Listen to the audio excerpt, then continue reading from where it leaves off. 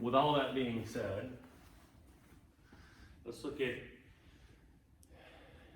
what has been called freedom's first generations. What that means is the generations of African Americans either born into relative freedom, that is born post-Civil War and post-13th Amendment, or in the case of some of the people we'll look at, like Ida Wells there, born enslaved, but coming of age in a time of freedom.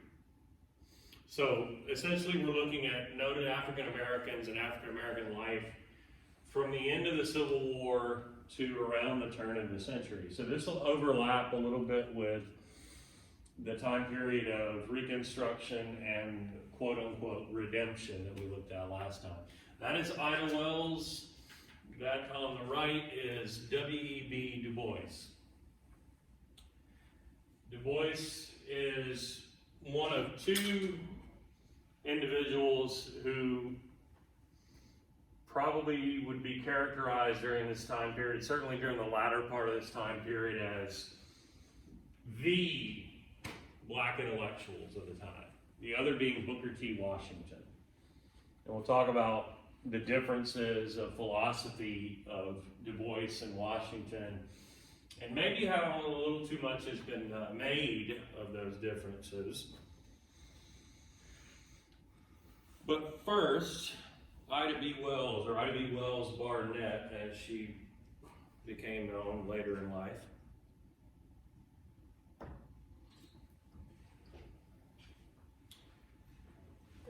Hello.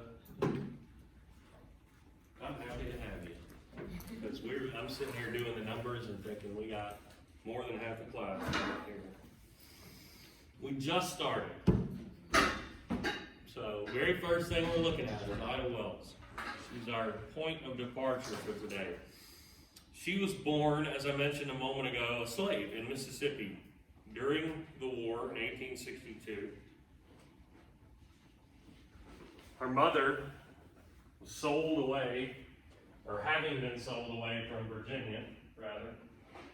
So exemplary of those latter years of slavery in which slave owners in the old slaving regions of the Chesapeake and the Low Country, not getting as much money for their cash crops, started selling off their slaves at such a time as slavery was expanding into the Deep South. And so she and her mother ended up in Mississippi. Her father was a child of a slave mother and white father. So an example of that phenomenon, which we have discussed as well, in which, of course, regardless of how that child was conceived, under what circumstances, the child is a slave as the mother is a slave. Well, they all become free after the war. Her father works there in Mississippi as a carpenter, becomes a supporter of the Republican Party, and becomes actually a trustee of Rust College, which is an HBCU there in Mississippi. And Ida attended that college herself and indeed becomes a teacher. Regrettably, her parents died in a yellow fever epidemic in 1878. And she and her grandmother cared for her siblings until her grandmother died, at which point she moved to Memphis in 1883. And this is sort of a crucial moment in her life, moving to Memphis. Memphis, if you don't know, is in southwestern Tennessee, right on the border with northwestern Mississippi, right where the so-called Mississippi Delta is, which confusingly is not down where like the actual physical delta of the river is, where it lets out into the Gulf of Mexico in Louisiana. It's the sort of upper northwest region of Mississippi that was the big-time plantation region. So that northwestern part of Mississippi is overwhelmingly black, and there sits the city of Memphis on the other side of the state line. It is there that she participated 70 years before Rosa Parks' act in Montgomery, Alabama. in an act of civil disobedience. What is civil disobedience? I probably mentioned this in here before. Civil is in the law, disobedience is in breaking the law, and here we mean deliberately. Civil disobedience is purposely breaking a law that you feel like is unjust, or unconstitutional, or maybe even immoral, or all these things. Purposely breaking that law that you feel like is unjust in order to raise awareness of the injustice. And such was the act of Ida Wells when she refused on a train to Memphis from Mississippi to move to the smoking car. Black people weren't allowed in the first class car. And that's where she was seated on this train, and she refused to get up and move. What differentiates her act from that of Rosa Parks 70 years later is that her act was not entirely nonviolent. People like Rosa Parks associated with the NAACP and the philosophy of nonviolence that would be the heart of what we'll talk about as the classical phase of the civil rights movement. They were committed to nonviolence as a strategy of maintaining the upper hand, morally speaking. This was not a nonviolent act. She fought back. It took 3 white people, including the conductor, to remove her from the first class car. And I believe she may well have bitten the hand of the conductor in the process. She was 21 years old at that time. And what makes this especially remarkable, not only was it an act of civil disobedience, an act of not exactly nonviolent resistance, but of, in fact, violent self-defense. But she also throws in there the third strain of black resistance that would come to characterize the 20th century when she engages in litigation as well. That is, she files a lawsuit. She sues the railroad company. Now, she lost, of course, but again, talk about setting the table. Civil disobedience, self-defense, litigation. These 3 would diverge into 3 different paths of resistance in the 20th century, and she lays them all out there in this one act in 1883. She wrote about the incident in a local black Baptist newspaper, and that story was reprinted widely and sort of becomes the catalyst for her career as a journalist. She became a regular writer for the Memphis Free Speech and Headlight newspaper, eventually rising to become part owner of that paper and eventually even the editor of that paper. This is the beginnings of her career as what we would call an investigative journalist. Looking into, investigating, and attacking Jim Crow segregation, disenfranchisement, and most notably of all, lynching. Beginning with the lynching of 3 black men in Memphis in 1892.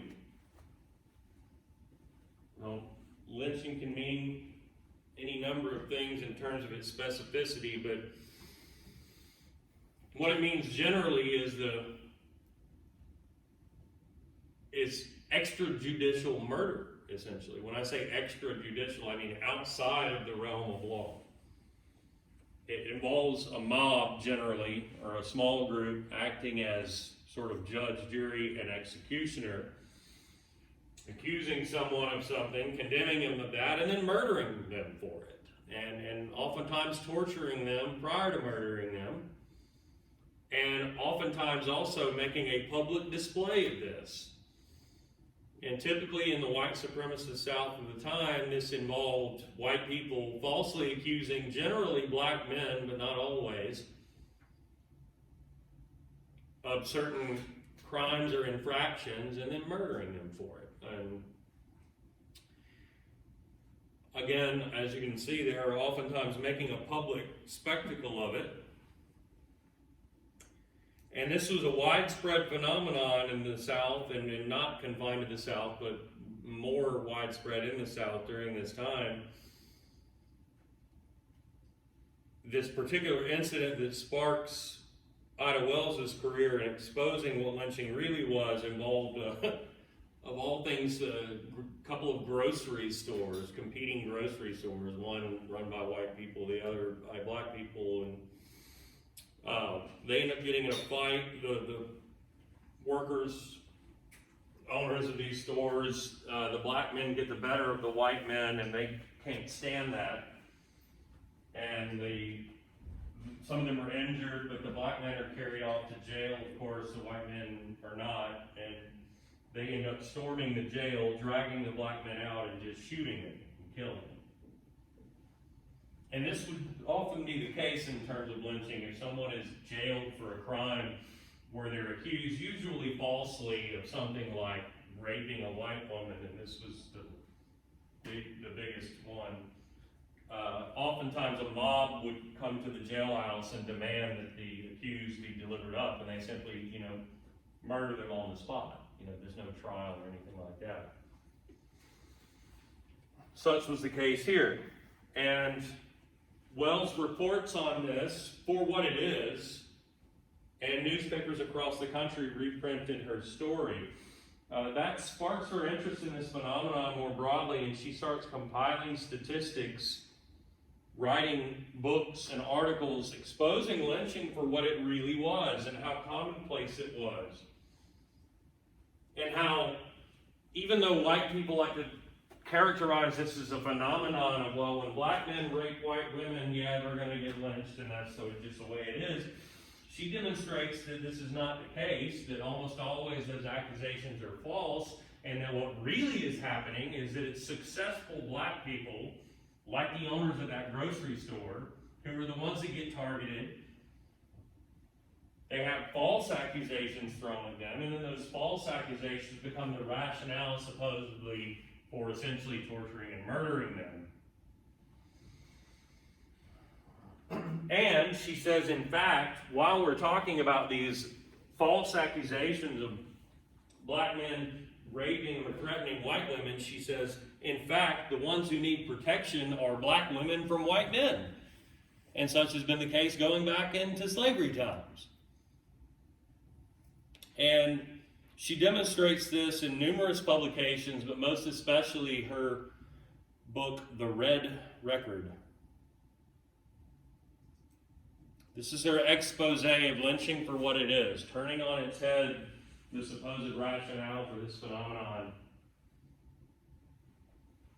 and explaining what's actually going on. Now, this book and her work in general would be an inspiration for what would become Freedom's first generation. As I said, those African Americans born into some semblance, at least, of freedom.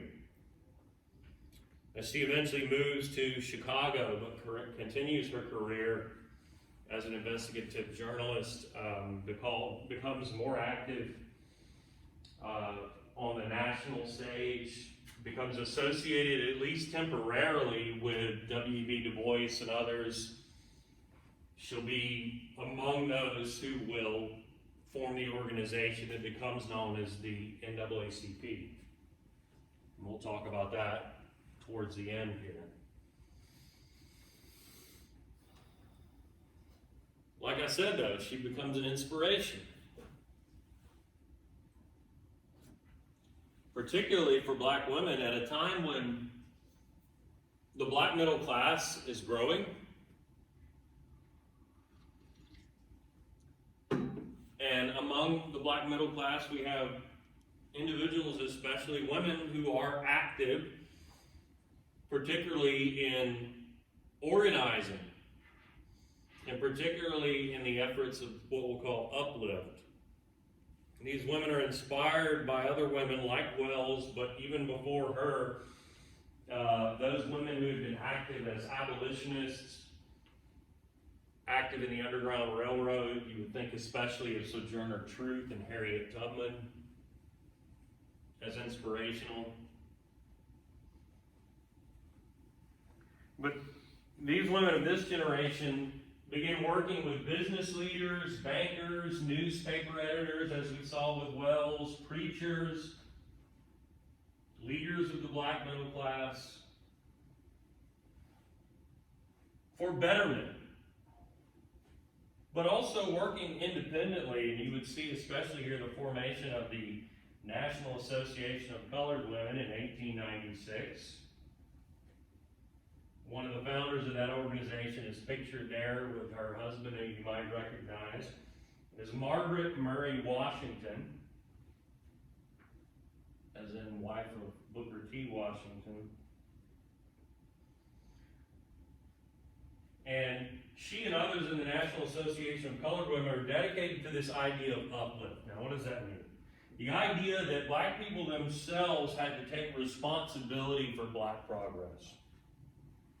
And a large part of this was the so-called politics of respectability, which I think I've mentioned in here before. This idea that gaining respectability, that showing you could be productive, sophisticated members of middle-class society, that gaining that respect for that would aid in black advancement. The organization's motto was lifting as we climb. So we climb and we lift others with us. We'll attain that status of sophistication and respectability and therefore lift up the race along the way. And in so doing, we'll fight against lynching and convict leasing that we'll talk about, and we'll fight for women's suffrage and community assistance. And this particular organization is active in establishing programs to help black women get jobs and access to health care, educating them on matters of health and hygiene.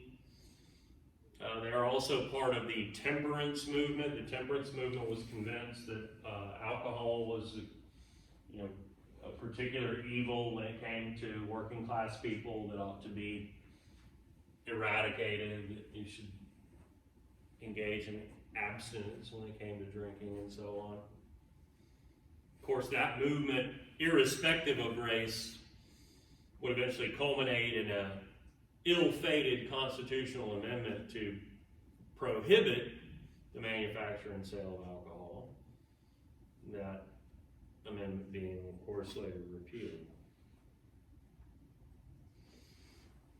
What about everyday lives in the South after the war? Now, everyday life was quite different, of course, for most black people, as apart from that of the sort of black activists of that growing middle class, because, of course, most people in the South, black people, were poor. Most of them live in rural areas, although it should be said that during this period, quite a lot of black folks moved from rural areas to cities in the South. We've been talking about Memphis and how Ida Wells moved there, so that would be one example of that.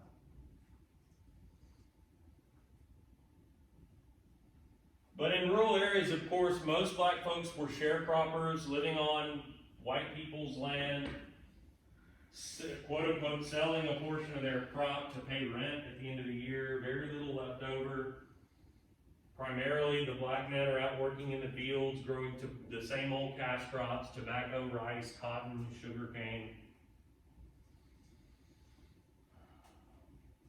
You know that in addition to sharecropping, a lot of these tenant farmers fall into crop lien situations where they're having to put down as collateral some portion of a future crop just as a loan to get access to food and supplies and seed and whatnot to make it through the next harvest. And so you have a cycle of debt for a lot of these people that makes it inescapable, that life that you live, where you in effect tied to the land in a form of almost quasi-slavery. And if that wasn't enough, you also have the phenomenon of debt peonage. Peons would be people who are tied to the land that they don't own. And you know what debt is. This would be a return of a phenomenon from the old days of the black codes, where huge fines are imposed for breaking contract or other infractions, and then if you can't pay the fine, you get someone, i.e. a white person, a landowner, to pay it for you, and then you owe them money for that, and you essentially work to pay that back, i.e. working for free, and by the time you get done with that, you're in possibly a crop lien situation. The point is that there is this cycle of debt that you're not able to break out of. In other words, most of the black folks in these tenant farming situations, for one reason or another, have little hope of an escape. Those that do end up in cities, in terms of men in the cities, they are underpaid for demanding hard labor jobs, of course. Most city women tended to the home, as did rural women, of course, homemakers. But in terms of city women, they worked outside of it as cooks, as maids, as nannies in white homes. Whereas rural women, in addition to their typical tending of the home, would perhaps engage in spinning and weaving or taking in laundry from some nearby white family they would do, and so on.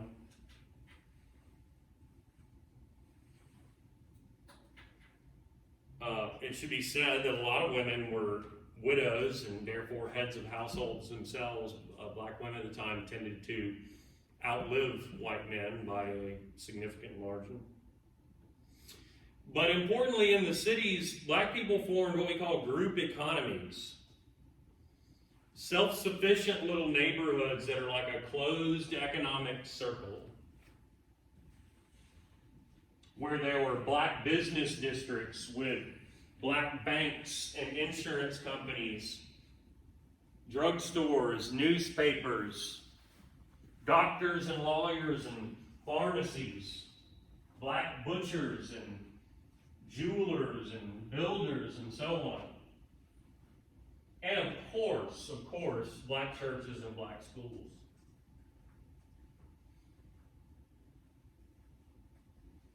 One example of this, particularly poignant for us, hopefully, is Sweet Auburn in Atlanta.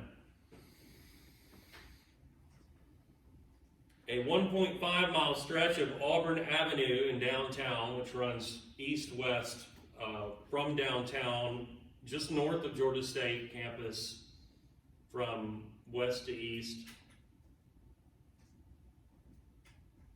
that was perhaps in its heyday the most thriving black neighborhood in the entire South. Now, prior to 1906 in Atlanta, black businesses were essentially in the same vicinity of white ones, right in the middle of downtown around Decatur Street. But that all changed beginning in 1906, and certainly after 1910 or so. In 1906 in Atlanta, there was a so-called race riot. People like to use this term, race riot. Almost inevitably, every single case where you see that term, race riot, what it means is white people trying to beat and murder black people and black people fighting back. But we call it a, quote, race riot, as if it was sort of aggression on both sides. What happened in 1906 is there's a series of false allegations of, what did I say earlier about lynching? Rape of white women by black men, which leads to white people lashing out against pretty much any and all black people, and including their businesses. And that leads to the murder in those quote-unquote riots of a significant number of black folks. 10 black men were killed, beaten, hung, shot. Businesses and homes attacked in 5 days of violence. This is what leads black folks to say, okay, perhaps we ought to move our businesses from this downtown area into areas where we can sort of, band together in our own little neighborhoods and blocks. Some folks end up moving west of downtown, where now the Atlanta University Center is, where Morehouse and Spelman and Clark Atlanta are, towards West End. And others move east, and that would be to Sweet Albany. I'm literally incapable of talking about geography and not pulling up the map. So, as you can see here, this would be downtown, the center, sort of south center, which is 5 points. Below that is a sort of government district, where the state and federal and county government buildings and the jail and the board of education, all that stuff are. Over here is Grady, the massive level 1 trauma public hospital. Georgia State is here. So this would have been traditional downtown. Some black businesses end up moving west over here. That's Atlanta University Center, where Morehouse and Spelman are. Castleberry Hill sits in between. And then Sweet Auburn, as you can see, spans actually across the interstate. One thing that white people in power deliberately did in the post-World War II period, when our interstate highway system was being built, is in cities deliberately route the interstate highways that they were planning and building through black neighborhoods to bisect or split them in half. Just cause. Why not, fuck up a black neighborhood instead of a white one? And as you can see, they ran 7585, the so-called downtown connector, right smack through the middle of Sweet Auburn. But that's Edgewood there. There is Auburn, which runs, as you can see, west to east here, and passes, of course, birth home of Martin Luther King's church, Ebenezer, and along which sits a number of institutions. The first Bethel AME Baptist Church, the Bethel AME being African Methodist Episcopal, but also Baptist Church as well, Ebenezer, along with several other prominent black churches, along with the Atlanta Daily World. The Atlanta Daily World was Atlanta's black newspaper, the offices of which are on Sweet Auburn. A number of important office buildings, including the headquarters of the Atlanta Life Insurance Company, the founder of which was Alonzo Herndon, who came up as a barber, sort of a former slave who ends up being a barber and making a little bit of money investing in real estate, and then becoming a major real estate holder and broker in the city, founding the Atlanta Life Insurance Corporation. These would be life insurance, or otherwise generally insurance corporations, would be among the first of the important black-owned businesses in the post-war emancipation era. But Herndon, specifically in those endeavors, real estate and insurance, becomes Atlanta's first black millionaire. And the headquarters of Atlanta Life Insurance is sort of a beacon, of possibilities. You can still visit Herndon's home, in fact. But also, too, beyond sort of Bethel AME, Ebenezer, Daily World offices, Atlanta Life Insurance headquarters, you would have nightclubs and stores and barber shops, etc. Again, it's a sort of self-enclosed, self-sufficient black business community and social network. And such neighborhoods, not just in Atlanta, of course, became centers not just for black business, but centers of culture and civic improvement and sort of the essence of the idea, the physical manifestation, if you will, of the idea of uplift. Let's talk about culture, though, before we get to Washington and Du Bois.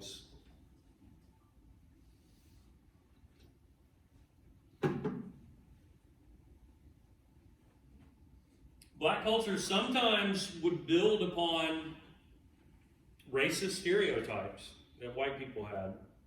Racist stereotypes of past white culture, in other words. The best example of this is minstrelsy. White minstrelsy up to and through and even after the war would typically involve a white performer, a comedian we might say now, sketch comedian if you will, performing in blackface and acting out some sort of ludicrous stereotype that white people had of slaves, or black people more generally. And you can see examples of that at top right, the most poignant of which I guess you might say is Jim Crow, whose name, the character, the stereotypical character's name is what gets attached to segregation laws. And black performers, when they would take on such roles themselves, they're not trying to reinforce or accept certainly these stereotypes as real when they're adopting some of these same minstrel show type characteristics. Rather, they were trying to play to white audiences within the confines of the time on one hand, and to also, though, signal to black audiences a subtle undermining of these stereotypes. Play them out to the point where, of course, your black audience is seeing something different than what the white people are. White people are seeing the stereotype and going, yeah, I know that's how those people are. And the black folks are going, yeah, we know that's fucking ridiculous and outrageous, and I did a really good job, like, taking that over the top, if you will. And some black performers, you see Burt Williams and George Walker there, who are an incredible tandem. And Burt Williams had a very long career, ends up acting in early silent films too. And so not just a sort of stage-like vaudeville performer, but bridging into the silent film area of early cinema. Those two had an incredible career. But Burt Williams was light-skinned and would sometimes himself perform in blackface.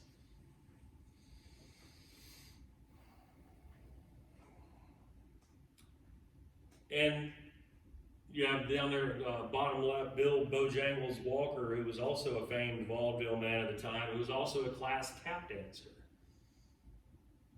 So, Burt Williams as a comedian and an actor, Bill Bojangles Robinson as a tap dancer, even as they're sort of using these old stereotypes as vehicles of performance, they're undermining it at the same time with their skills in other areas that the old white folks who used to play in minstrel shows couldn't have hoped to have had or displayed.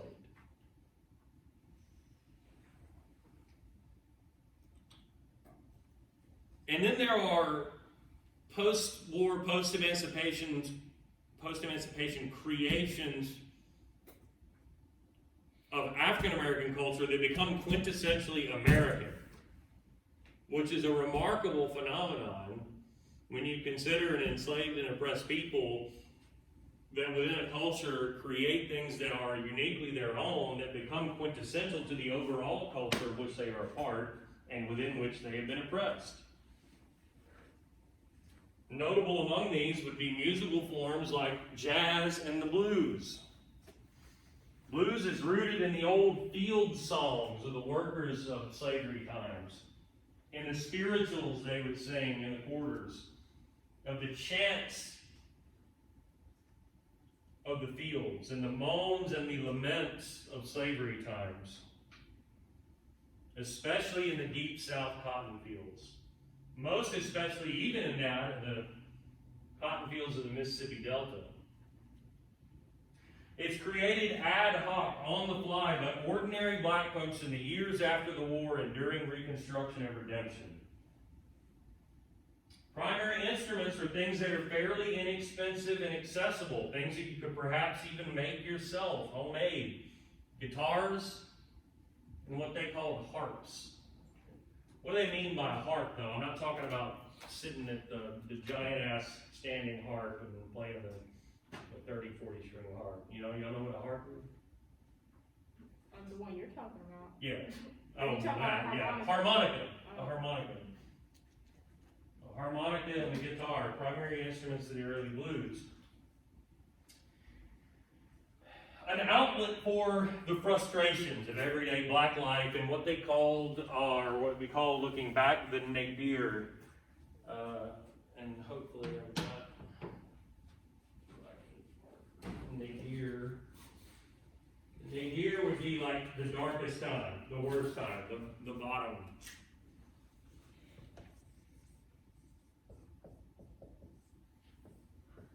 So, a time when things were the worst, if you will. This is a way to convey a sort of shared experience during those worst of times. Now, musically, it follows what we would call a 12-bar, 3-chord structure and a 1, 4, 5 chord change. It's very structured. If you ever listen to a lot of blues music, you're like, man, that all sounds the same. Of course, there are elements of it that sound very, very different from tune to tune, song to song. But structurally, it generally follows the same pattern, and that's not a mistake. It is part of the tying this to the old field songs, which were often call and response. And lyrically, it's this way too. Oftentimes, a blues song, there'll be a lyric, and then the chord will change, and it'll repeat that lyric back. And there'll be another lyric, and then the chord will change, and it'll repeat that lyric back. And then finally, there's a sort of resolve, there's another line. And that musical and lyrical structure very much comes from the nature of field songs and call and response that black people would engage in while doing the drudgery of work out in the cotton fields, if that makes sense. Oftentimes, and this will be the case for jazz too, even though there is that sort of strict structure to it, it also at the same time has incredible forms of expression individualistically, because it would allow the guitar players and the harp players to solo. If you've got multiple people playing together in what eventually would become some semblance of a band as we would understand it, there would be passages of those chord changes that are devoted strictly to allowing the guitar player or the harp player to just solo, to play. You know, within a key, to just do whatever they're going to do to express emotion, well, however they're feeling. And I say within the key, actually elemental to blues and even more so jazz would be the use of what they call blue notes. It's not where the name necessarily the blues comes from, but blue notes would be notes that are not necessarily in the scale, but they could sort of establish a little bit of that emotion or flavor by throwing in a note that, strictly speaking, is not supposed to be there in the Western musical canon, if you will. Elements of the blues are foundational to later forms of music. Blues and jazz sort of develop in tandem, and without one, there wouldn't be the other. But also later gospel music, the music of the Black Christian Church. And of course, put all of those together, and you have rock and roll.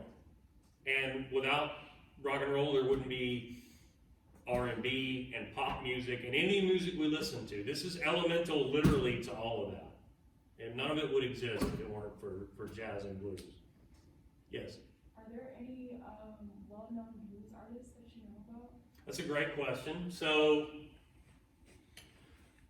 people often refer to W.C. Handy as the father of the blues, which is in a lot of ways a misnomer, and it's not to slight W.C. Handy. He's pictured there in the middle. He was a cornet player. Cornet's like a smaller version of a trumpet, which you might know. He's the older man, not the kid.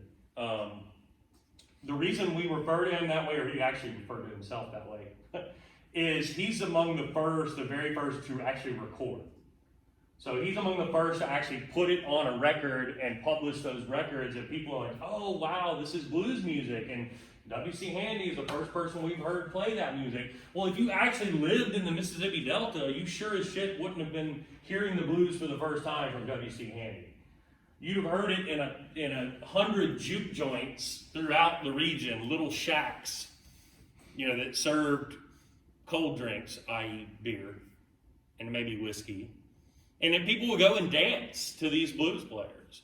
And they were typically like itinerants, that is, they would make the rounds from town to town to town to town playing this music. And some of them got like regionally, locally famous, but they didn't actually make records, right? Which got played on the radio, but W.C. Handy did.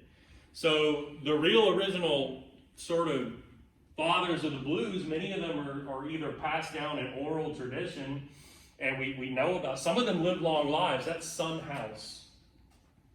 S-O-N House. Son House was an early blues player that actually lives a longer life and that we end up knowing some about. A lot of those people died young and we don't. The one major example of an individual who was definitely one of those itinerant players who becomes regionally famous and we might not have ever known about, but for he does record one album out in Texas, I believe, is Robert Johnson. If you wanted to tap somebody with a sort of mantle of, father of the blues or example of the quintessential early blues player who had a really influential style, Robert Johnson is the guy, in my opinion. Incredible guitar player, pioneer of a style in which he could sort of simultaneously play like the bass pattern of a song and the rhythm and also soloing at the same time, to the point where you listen to it and it sounds like it's three people playing at the same time, and it's all just him. And writes a number of songs that are incredibly influential in terms of subject matter, that are recorded by everybody from Eric Clapton to Jimi Hendrix to John Mayer. I think especially about his song, Crossroads, which it plays into a little bit the legend of his life. Like supposedly, according to Son House, in fact, he was not that great of a guitar player. And then he disappeared from the region for like a year or so. And when he came back, he was this badass guitar player that nobody could believe how good he was. And they were like, how did he do it? What happened? And it just so happens at the same time, he kind of came up playing church music, which his family supported because they're devout religious people. And then he decided, well, I'm not going to play that stuff anymore. I'm going to play about the life I live, traveling and drinking and having women in every town and this sort of thing, more secular, worldly things. And so he kind of went over to the other side. Well, you put those two things together, and the legend became, well, Robert Johnson went down to the crossroads and sold his soul to the devil. And at the crossroads, the devil said, I'll give you the ability to be the best guitar player the world's ever seen, but your soul belongs to me now. And this becomes legendary among blues players, the very idea, of course, and the story of Robert Johnson himself. It's almost inevitable that he died under mysterious circumstances at a young age that may well have had something to do with him having an affair with a woman who had another man and so on. Legendary story of the life of Robert Johnson. Just to further answer your question, blues, of course, evolves, and I would say another major figure getting later into the 20th century, in terms of he actually picks up an electric guitar and plays the blues that way with again, a semblance of what we would consider a modern day band with a bass player and a drummer. Muddy Waters would be an important figure in that regard. And he and others like Albert King, Albert Collins, Buddy Guy, who's still alive. He would be the last of the living blues legends. These people are virtuoso guitar players who inspire, the legends of rock and roll, like I mentioned, Jimi Hendrix or Eric Clapton or whoever. So, and they're legendary harp players too, I should say, and of course other instruments. But to move on to jazz.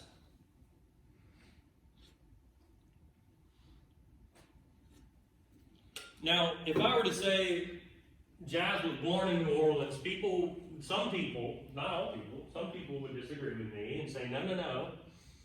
It's like with blues, it develops ad hoc on the fly in all these different places, and there's no one birthplace of jazz. Okay, yeah.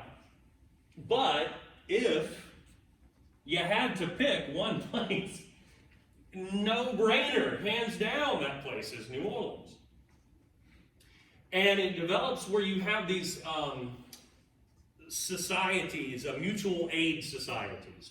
This is a phenomenon we've talked about with black folks in the aftermath of emancipation and the war.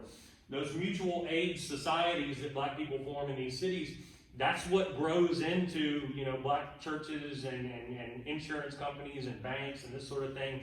But in this case, they adopted the European white style of a brass band, like military parade. For celebrations, for funerals, for weddings, like a processional through the streets of the town with a tuba player and maybe a saxophone or a trumpet or a trombone player. I mean, more than one, of course. But also those bands that were engaging in these parades also would play in local dance halls and clubs and brothels even. But the magic happens when they add their own elements.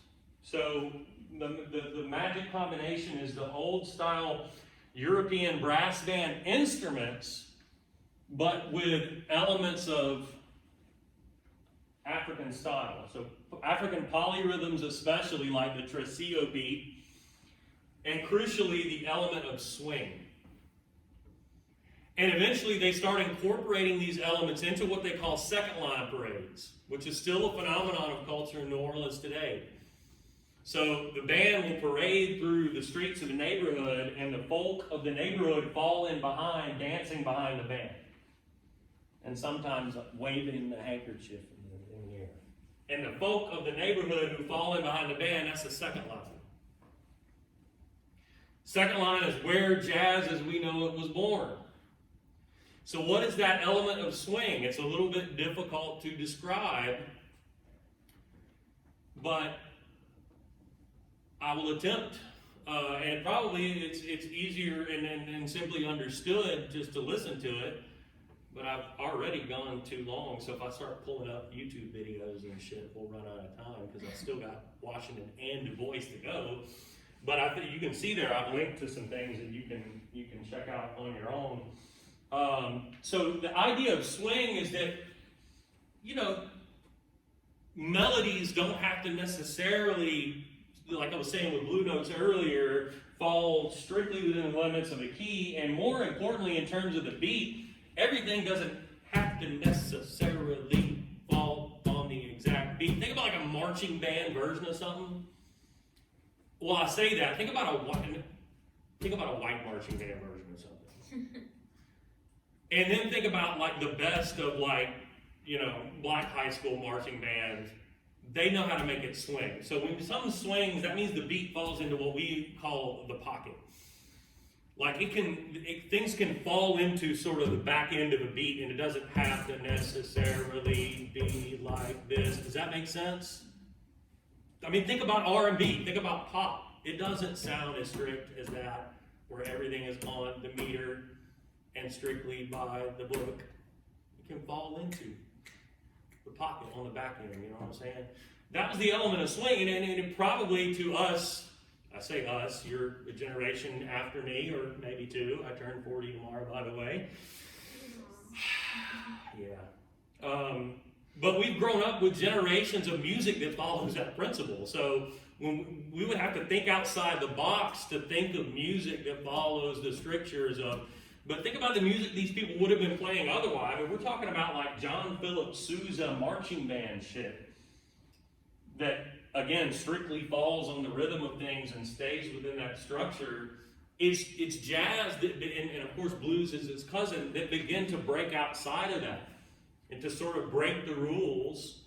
And all of that comes from African polyrhythms, and especially the tresillo beat, which is just a particular beat that, as absurd as it sounds, you can hear in everything from the opera Carmen, European music of the, I think, late 19th century, to Ed Sheeran and Justin Bieber and Despacito. I mean, that's the tresillo beat. I shit you not. That is the beat that follows. A lot of that, it's a beat that comes from West Africa to the Caribbean to New Orleans, back over to Europe, and then back to America. And it's the beat of everything. All pop music. I mean, that is, and there are some elements of it that you would sort of hear and go, oh yeah, that are sort of distinctly Caribbean, because the Caribbean version of it has a sort of backbeat, and that's that sort of Despacito beat. But there are different versions of that. There's even the Charleston that was popular in the early 20th century, where they actually leave one of the beats out, and it's sort of dun, dun, dun, dun, dun, dun, and it just lacks one of the elements of the beat. But Wynton Marsalis, who's one of our great modern day jazz players, he maybe is sort of, you might call him today, the grandfather of jazz in America, trumpet player. He said that without the tresillo, there is no jazz. I mean, it just doesn't exist without that. And that was the elemental thing, and it comes into New Orleans by the Caribbean from West Africa. That's the sort of thing that brings it all together. Finally, it is similar to blues in that it simultaneously has this structure, but also allows for incredible improvisation. Typically, jazz in its quintessential form, and I say that because it branches out and takes all different kind of forms. You would have a melody or a theme that gets played through 2 times, and then you would sort of pass off solos to each member of the group, and then you would come back and do the melody or the theme 2 times again and sing, sort of.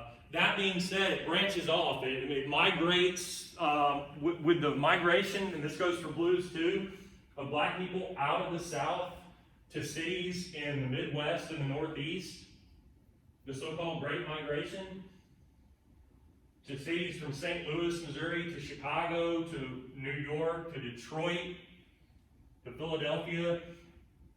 Jazz and blues spread with that, and they morph. In the case of blues, I mentioned it eventually is electrified. It becomes rock and roll. Jazz goes in a couple of different branches. It becomes big band, like under Duke Ellington, where these black bands would play in huge clubs, often, sometimes to segregated white audiences, sometimes not.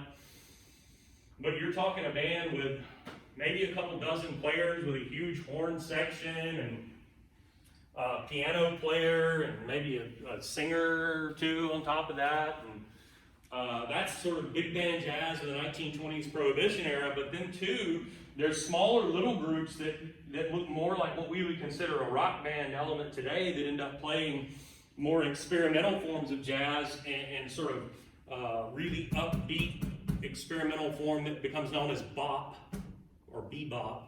That's really a precursor to rock and roll too, along with blues. Speaking of the Great Migration, scholars will tell us today there is no one singular Great Migration, but there are multiple. Yes, there is that Great Migration of African Americans out of the South, especially in the early 20th century, to cities in the Midwest and Northeast, like I mentioned, from Chicago to New York, St. Louis, Detroit, Philly, and so on. But a lot of black folks actually moved out west too, to Kansas and Oklahoma, where they worked as farmers in all black towns. So that they're leaving as like an exodus, and they end up in the dusty towns of the West, so they're referred to as the exodusters. A lot of them went even farther west, out to Colorado, Wyoming, and such, and worked as cowboys. A lot of black cowboys out in the West. And then there were those who enlisted in the Army out west, where they are trained up, sent eventually, once the U.S. acquires it, to Florida, where they were trained as elements of the U.S. Army to go and fight for the liberation of Cuba in the Spanish-American War, where they become known as the Buffalo Soldiers. The great irony of which is, of course, while training in Florida and when they return, they're subjected to discrimination, violence, harassment, while they were fighting for the liberation of another country. from Spanish rule. They're fighting to free Cuba when they're not even free at home, the Buffalo Soldiers. Some black people during this time immigrated to Liberia. Liberia is a country in West Africa that had been established in the 1820s as a place for free black people to migrate back to Africa. You'll recall that white prominent individuals like even Lincoln for a while encouraged the idea or fostered the idea of black people migrating back to Africa. But at the same time, you had a lot of people migrating into America from West Africa or from like the British Caribbean, from Barbados to Jamaica, the Bahamas, and other places. And so we're getting into the time period in American history where not all black people in America are descendant of people who had been enslaved in America. And I mean, if you live where I live, this is obvious to you because there is a vibrant community of Ethiopians or Somalis or other people. There are an abundant number of people from various parts of the Caribbean. And so not all African Americans of the 20th century are necessarily descended of people who had been enslaved in America.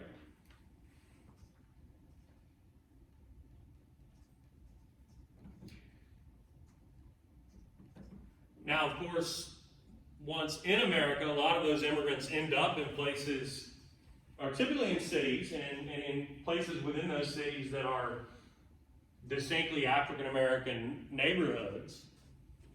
And if you tie that back into the initial Great Migration, or the quintessential Great Migration there at the top of black people out of the South and into the cities of the North and Midwest, you end up with vibrant, eclectic black neighborhoods in cities like especially New York City, in Upper Manhattan, the neighborhood of Harlem, which had been a white neighborhood, but around the 1910s start to shift, and by the 1920s will be an exclusively almost African American neighborhood, which will experience a cultural revival that we refer to as the Harlem Renaissance, which we will talk at length about in the next lecture. And you probably realize that I am realizing I do not have time to get through Washington and Du Bois, but we'll do what we can. We can maybe at least get through Washington and then we'll tack Du Bois on to the beginning of the next one.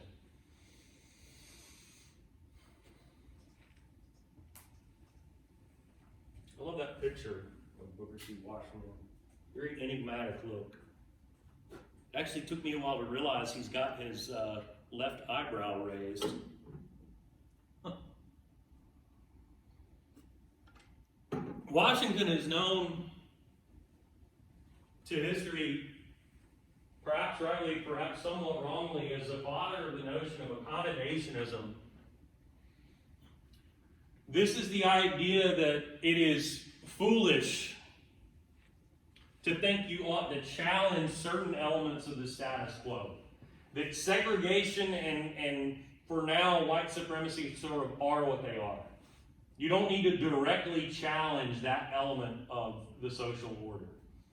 What you ought to do is focus on uplift. Focus on the politics of respectability. Focus on certain kinds of education that would allow you, remember to the motto, to sort of lift as we climb. And for Washington, in terms of education, it was all about vocational education. Focus on teaching people the trades that would allow them to ascend in sort of middle-class life. And in that, collectively, along with leaders like, of course, Washington and his wife, you could show white people that you were not an inferior people.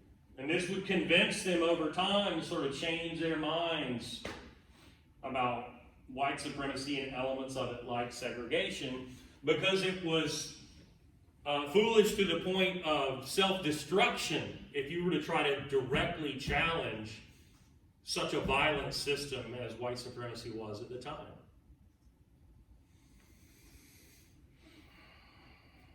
Booker T. Washington was born to a slave mother and a white father in Virginia. His family moved to West Virginia after the war, West Virginia having been created during the war from folks up in the mountains who didn't want to join the Confederacy. At 16, he walked 500 miles to the east to Hampton. We talked about Hampton during the war being a contraband camp, becoming one of the first HBCUs in the South. Hampton Normal and Agricultural Institute. Remember, a normal school is a teaching school. So it becomes a vocational HBCU and sort of model for the vocational HBCU where they taught agriculture and trades. And Washington goes and enrolls there at 16 years old and establishes a close relationship with the president, who brings him back to become a teacher there, and eventually arranges for him to open up Tuskegee Institute in East Alabama, which today is Tuskegee University, which Booker T. Washington and a small group of students literally built from the ground up. The first thing those students learned was bricklaying so that they could literally build the buildings which would constitute the school. By Booker T. Washington's death, Tuskegee had 1,500 students, over 3,000 acres and 100 buildings, functioning as a normal school for teachers of agricultural and vocational trades. A lot of what Booker T. Washington did while there was fundraising for the school, from especially northern white philanthropists of the industrial age. People like Andrew Carnegie and John Rockefeller and Sears and Roebuck founder Julius Rosenwald of Chicago. So successful was Washington's relationship with Rosenwald that they created a Rosenwald Fund dedicated specifically to the building and opening and maintenance of black K-12 schools in the South. Rosenwald schools. And this was in what time? This would have been in the late 1800s. So like 1880s, 1890s. Some of those schools still exist. I actually briefly worked with one of them in East Alabama, not far from Tuskegee, in a town called Notasulga, Old Creek name. Just think about one-room schoolhouses, very little to them, but that's something. And remember, we're talking about coming from a time where in terms of education for black folks, there was nothing. Now, there was a foundation built by the Freedmen's Bureau in cooperation with others in the immediate aftermath of the war. But then there's a sort of lull, and it's not until Rosenwald and Washington is sort of the drive to create black schools in the rural South is sort of reinvigorated. From Tuskegee, Washington builds a network of influential allies and friends that come to be known as the Tuskegee Machine. His influence in politics extended even to the presidency. He had direct ties with Presidents McKinley, Roosevelt, and Taft. His 1895 Atlanta Compromise speech laid out his philosophy. The idea that black people should work within Jim Crow. White people should employ them, not immigrants and foreign workers. And that black people could use self-help and industrial and agricultural education to uplift themselves in solidarity. This allowed different people to hear what they wanted to hear. White people are hearing obedience and subservience to Jim Crow, and black people are hearing, hey, something better and moving up. Frederick Douglass died that same year. People began to look to Booker T. Washington as the leading black American figure. At the same time that he had fierce critics, chiefly among them Du Bois, who called him the great accommodator. And he didn't mean that in a friendly way. Saying he refused to stand up to white supremacy. Well, Washington, in turn, called the more activist or agitationist ideology of Du Bois, quote, the extremist folly. meaning you're an extremist, you're going to get us all killed, and this is folly, this is wrong. His autobiography that he publishes before his death is Up from Slavery. So within the sort of title of his own autobiography is this notion of uplift from the bottom. One historian, who happens to be the uncle of a very close friend of mine, who has written sort of the book on civil rights in Tuskegee, in addition to this, published more recently what he calls Up from History, which is a sort of lifting up of the legacy of Washington. A lot of people in the second half of the 20th century had come to see Washington through the lens of W.B. Du Bois as this sort of guy who wouldn't stand up to white supremacy and white folks and was this timid accommodationist. And this historian has said that's, first of all, you're looking at him through a lens of today and judging him by the standards of today. And if you want to consider that Du Bois judged him like that, well, Washington was probably right that if everybody had followed Du Bois's way, a lot of people ended up dead. So just a different way of looking at Washington that also, by the way, he uncovers evidence that Washington spent an incredible amount of money behind the scenes, away from the public eye, on litigation, on fighting segregation, disenfranchisement, and the lot through court cases. And this is not something that typically was talked about. So while he was talking the talk of accommodation, he was fighting a more Du Bois-like fight behind the scenes in a way such as it wouldn't be seen as what he would call the extremist folly. So I include that there just to say that there has been a sort of rehabilitation of our view of Booker T. Washington in the last 5-10 years. Obviously, we're out of time. We'll put Du Bois on the front of the next lecture. In addition